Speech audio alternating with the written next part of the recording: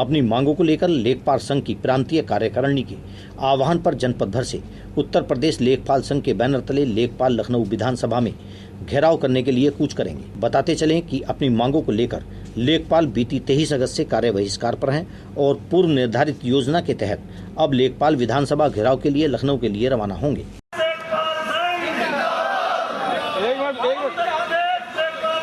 आज कौन सा दिन है हड़ताल का? पीछे रहेगा जितेंद्र भाई।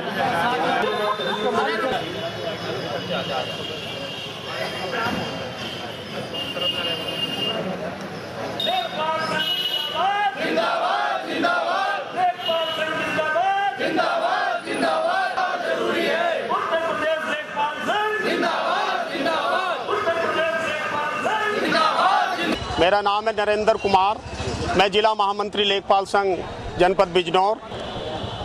हमारे उत्तर प्रदेश लेखपाल संघ द्वारा लगभग 3 महीने पूर्व यानी कि 16 अप्रैल को अपनी सरकार को एक ज्ञापन दिया था, जिसमें हमने 6 सूत्रीय मांगे उसमें रखी थी। पहली मांग थी उसमें हमारी वेतन विसंगतियों को तो दूर करना। दूसरा था हमारी शैक्षिक योग्यता स्नातक करते हुए हमारा प्रारंभिक ग्रेड पे 2800 किया जाए।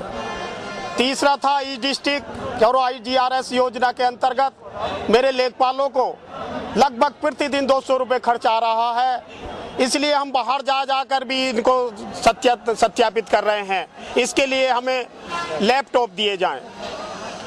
दूसरा था हमारा 35 साल की सेवा के बावजूद भी मेरा प्रत्येक लेखपाल साथी लेखपाल पद पर ही भर्ती होकर लेखपाल पद पर ही रिटायर हो जाता है। परंतु ये दुर्भाग्य है शासन का कि 35 साल 40 साल की सर्विस के बाद भी हमारा लेखपाल साथी का प्रमोशन नहीं होता। इसलिए हमने मांग की है कि प्रदेश में कानूनगो के पद बढ़ाए जाएं और 5 लेखपाल साथी पर हमारा एक कानून को निर्धारित किया जाए।